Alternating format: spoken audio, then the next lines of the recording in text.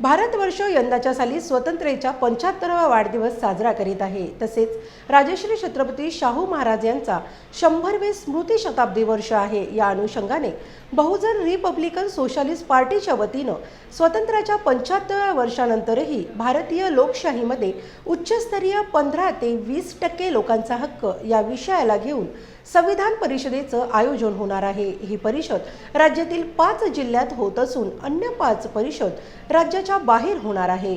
5 राज्याची परिषद ही 6 मे 2023 पर्यंत आयोजित केली जाणार आहे, अशी माहिती बहुजन रिपब्लिकन सोशलिस्ट पार्टीचे संस्थापक अध्यक्ष सुरेश माने यांनी आयोजित पत्रकार परिषदेत दिली। जब से भारतीय जनता पार्टी हुकूमत में आई है, संघ परिवार का एजेंडा चारों तरफ अनकंट्रोल हॉर्स की तरफ से दौड़ रहा है। इसके तहत बीजेपी अपना इतिहास लिखवाने में लगी है और बाकी इतिहास मिटाने में लगी है।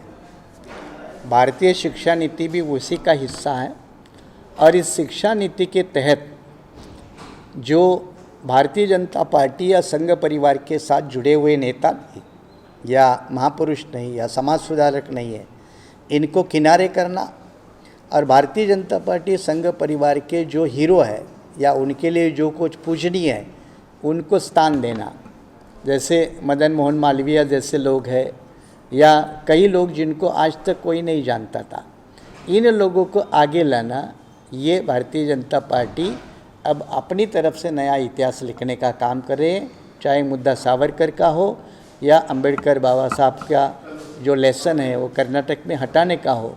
अब कर्नाटक में भी तो बीजेपी की सरकार है, लेकिन बाबा साहब का लेसन किसी भी राज्य में हटाना उनके लिए महंगा भी पड़ सकता है। ये भी बात को ध्यान में रखना चाहिए। अभी उन्होंने फिलहाल एक ही स्टेट में ये लागू किया, अगर 2024 में उनकी फिर से सत्ता आती है तो वो पूरे देश में भी ऐसा लागू करेंगे। 2024 में 24 के बाद वो ज़्यादा रुथलेस होंगे, ज़्यादा अपने एजेंडे को 100% लागू करने की कोशिश करेंगे।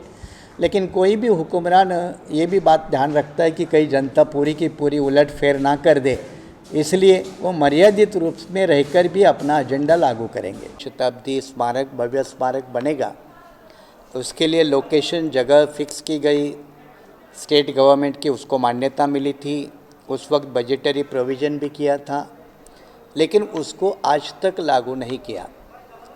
कारपोरेशन में कई पार्टियों के लोग कारपोरेटर बन के बैठे, बीजेपी अभी भी है, लेकिन आज तक किसी पार्टी ने बाबा साहब का वो स्मारक पूरा नहीं किया। और इसी मुद्दे को लेकर बहुजन रिपब्लिकन सोशलिस्ट पार्टी पिछले 3 महीने से इस मुद्दे को लगातार उठाती रही है। उसके लिए धरना प्रदर्शन मोर्चा आंदोलन कर रही है और भविष्य में भी आगे करेगी। और इसी को भी एक मुद्दा आने वाले लोकल बॉडी चुनाव में कारपोरेशन के लिए होगा।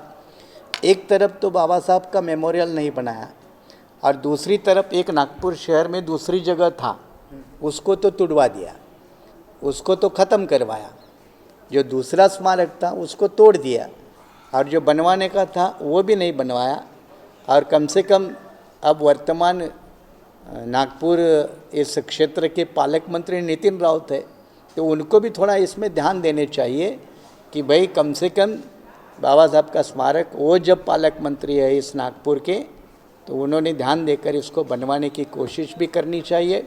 और नागपुर महानगर पालिका के लिए पूरे अंबेडकरवादी लोग हैं, उनसे भी मेरी अपील है कि आप उसी को वोट दे दे जो आपकी बात करेगा, चाहे फिर वो बाबा साहब का स्मारक का मामला हो या और मुद्दे हो। तो जब वोटर सजग होंगे तो आपकी बात मानी जाएगी। यही बीआरएसपी करने वाली।